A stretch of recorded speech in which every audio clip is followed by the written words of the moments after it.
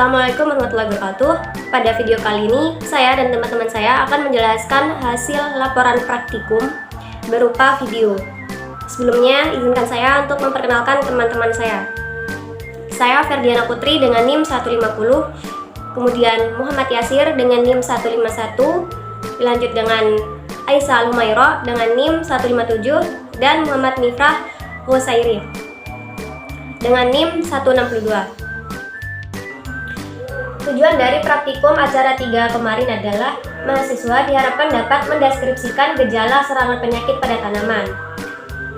Simptomatik adalah bagian dari fisiopatologi yang menyelidiki, melukiskan, dan membanding-bandingkan gejala penyakit pada tumbuhan. Gejala atau simptom adalah perubahan yang ditunjukkan oleh tumbuhan itu sendiri sebagai akibat dari serangan penyebab penyakit. Berdasarkan sifatnya, gejala dapat dibagi menjadi dua bagian, yaitu gejala lokal dan gejala sistemik. Gejala lokal merupakan gejala yang terbatas atau bersifat setempat yang disebabkan oleh bakteri dan cendawan, biasanya menunjukkan gejala ini. Untuk gejala sistemik adalah gejala yang menyebar dan meliputi seluruh tubuh tanaman yang disebabkan oleh virus dan penyakit-penyakit fisiologis. Gejala penyakit secara morfologi. Gejala-gejala nekrotis disebabkan karena adanya kerusakan pada sel atau bagian sel yang selnya mati.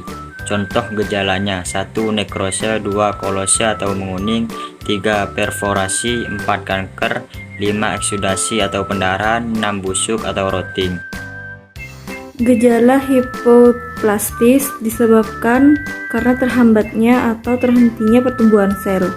Contoh gejala ini yang pertama roset, yang kedua kerdil, dan yang ketiga perubahan simetri. Gejala-gejala hiperplastis disebabkan karena pertumbuhan sel yang melebihi biasa. Contoh gejalanya yaitu 1. Wisbrum atau sapu, yang kedua jajidia atau gel atau tumor, yang ketiga intumescensi, yang keempat erinose, yang kelima fasciasi, yang keenam menggulung, mengkeriting atau kerupuk. Ada dua contoh gejala yang bisa saya jelaskan, ada kolose dan kanker. Kolose atau menguning yaitu perubahan warna dari bagian tanaman yang seharusnya hijau menjadi kuning akibat rusaknya klorofil.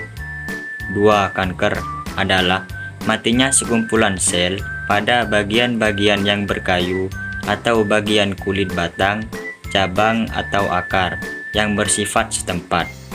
Bagian yang mati mengering, berbatas tegas, mengendap, dan pecah-pecah, diikuti oleh rontoknya bagian kulit yang sakit, sehingga tampak bagian kayunya di tepi luka kalus berkembang. Gejala hipoplastis yang pertama ada roset. Pada gejala ini ruas-ruas atau internodia tidak memanjang, sedang pembentukan daun kurang mendapat hambatan sehingga daun-daun berdesak-desakan membentuk suatu karangan. Yang kedua ada kerdil. Ini merupakan gejala habitat yang disebabkan karena terhambatnya pertumbuhan bagian-bagian tanaman sehingga ukurannya lebih kecil daripada biasanya.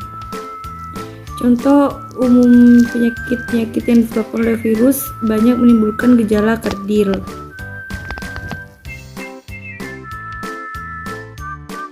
Hasil yang saya dapat dari praktikum kemarin terkait dengan gejala hiperplastis, saya menemukan hama yang pertama yaitu jajidia atau gel atau tumor.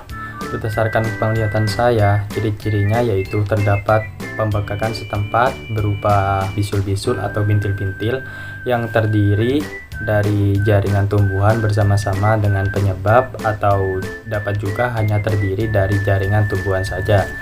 Yang kedua yaitu menggulung atau mengkeriting.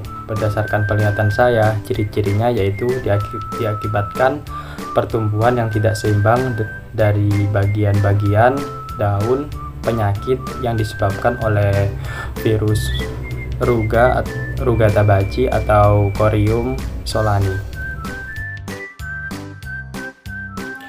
Sekian laporan praktikum berupa video dari kelompok kami. Kurang lebihnya saya mohon maaf. Wassalamualaikum warahmatullahi wabarakatuh.